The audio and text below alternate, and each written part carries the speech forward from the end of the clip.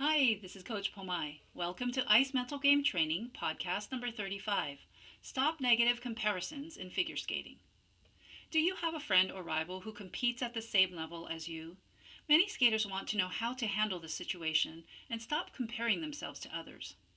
Here are 3 tips you can use to stop the comparisons and get on with your skating. In the example below, I use the term training mate, but you can use it for any situation. For example, competitor, friend, sibling. Comparisons to a training mate. You feel pressure and competition from your training mate.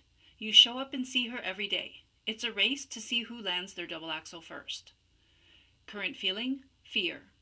Every day you fear your training mate will land her double axel before you. You are frustrated, grumpy, and unmotivated. When you practice your double axel, you criticize yourself for everything you do wrong. This leads to frustration and feeling hopeless. I'm not a good skater. Everyone is better than me. Your friendship suffers because you want to be happy for her, but you want to be the first to land the jump.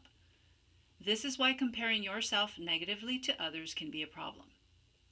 It takes your focus and attention away from practicing your skills.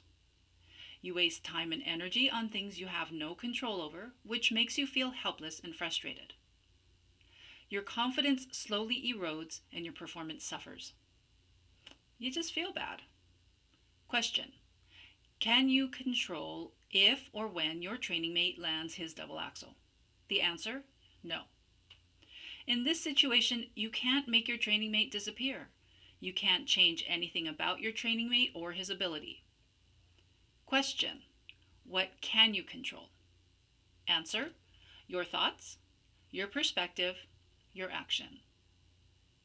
Handle your thoughts.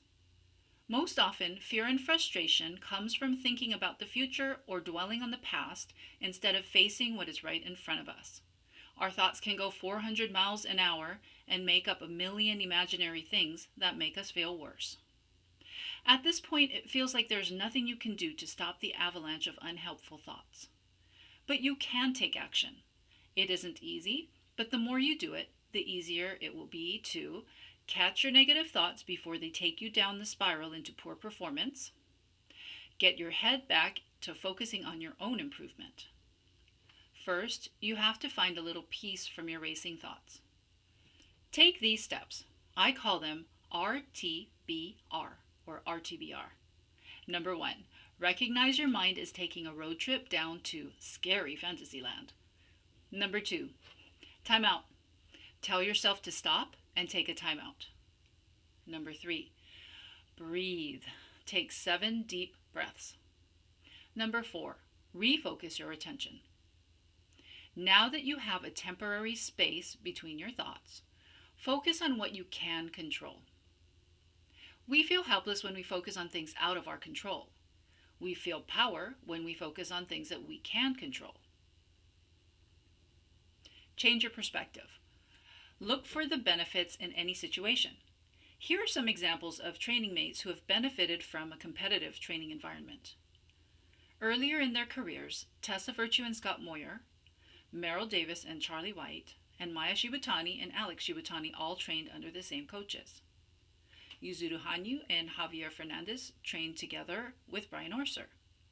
These skaters took advantage of the competitive and energetic environment of their training centers to become among the best in the world.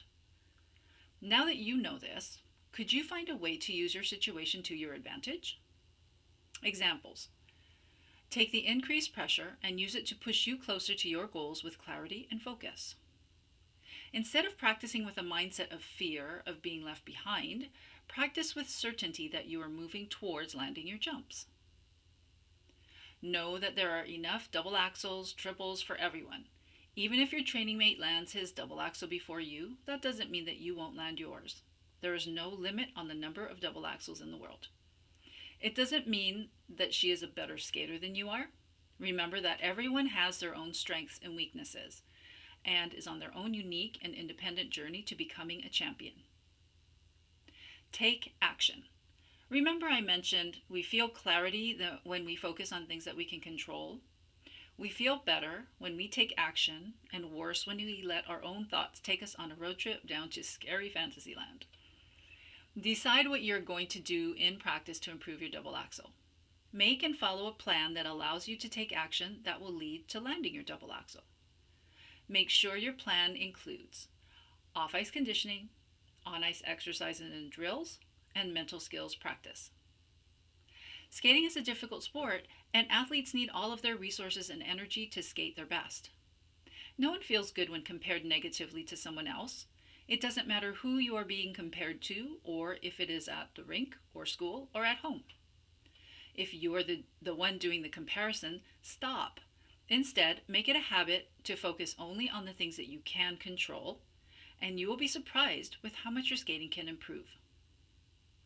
To build a strong mental game, you need to eliminate your stinkin' thinkin' and think only in ways that help you succeed.